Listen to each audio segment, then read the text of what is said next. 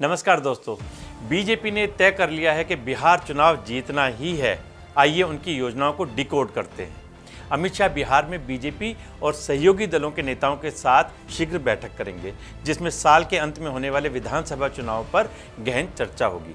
बिहार में जेडीयू और BJP NDA की दो सबसे बड़ी पार्टियां हैं, लेकिन कुछ छोटे छोटे दल भी हैं जिनकी हिस्सेदारी तो कम है, लेकिन उनका महत्व बहुत अधिक है। 2025 के विधानसभा चुनाव में उनका क्या रोल होगा और किस तरह वे एनडीए के लिए तुरुप का इक्का साबित हो सकते हैं, देखते हैं। जो अन्य क्षेत्रीय पार्टियां एनडीए में शामिल हैं, उनमें है चिराग पासवान की लोक जनशक्ति पार्टी, जीतन राम मांझी की हिंदुस्तानी आवाम पार्टी और उपेंद्र कुशवाहा की राष्ट्रीय लोकमंच। इन तीनों ही पार्टियों के प्रमुखों की अपनी अपनी जातीय और अक्षेत्रीय पकड़ काफ़ी मजबूत है।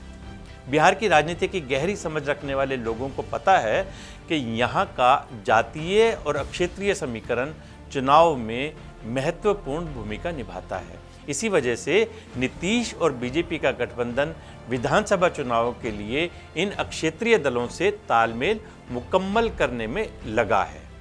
एनडीए में शामिल अक्षेत्रीय दल गठबंधन की ताकत बढ़ाते हैं, जिससे एनडीए की जीत सुनिश्चित हो जाती है। आइए समझते हैं कैसे। चिराग पासवान लोक जनशक्ति पार्टी के अध्यक्ष हैं। वे बिहार के पासवान समुदाय के सबसे बड़े चेहरे हैं। बिहार में पासवान जाति की आबादी 6-7% है। उनके पिता रामविलास पासवान देश की दलित राजनीति के सबसे बड़े नेताओं में से एक थे। बिहार के कई जिलों में पासवान वोटर्स का अच्छा प्रभाव है, खासकर सहरसा, समस्तीपुर, जमुई, खगड़िया, हाजीपुर, वैशाली और मधुबनी जिलों में। 2020 के विधानसभा चुनाव में चिराग पासवान के अकेले लड़ने के कारण एलजेपी रामविलास का प्रदर्शन बहुत खराब रहा था। वैसे भी रामविलास पासवान के निधन के बाद पारिवारिक कलह ने पार्टी की स्थिति को कमजोर कर दिया था, लेकिन 2024 के चुनाव में चिराग पासवान 5 लोकसभा सीटें जीतकर पीएम मोदी के भरोसे पर खरे उतरे।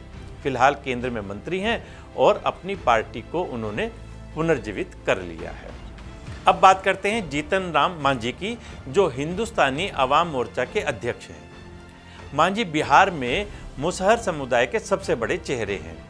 बिहार में जिसकी आबादी 2-3% है।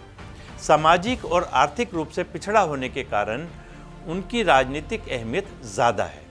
गया, औरंगाबाद, नवादा, जहानाबाद और रोहतास जिलों में मांझी का प्रभाव है।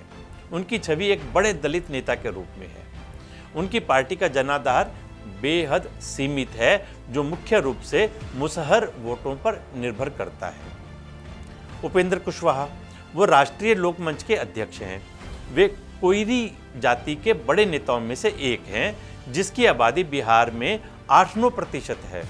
कुशवाहा समुदाय पटना, नालंदा, भोजपुर, औरंगाबाद, रोहतास और बक्सर जिलों में बहुत प्रभावी है। बीजेपी और जेडीयू के बीच उनकी स्थिति किंग मेकर की है, क्योंकि कुशवाहा वोट कई दर्जन सीटों पर निर्णायक भूमिका निभाते हैं।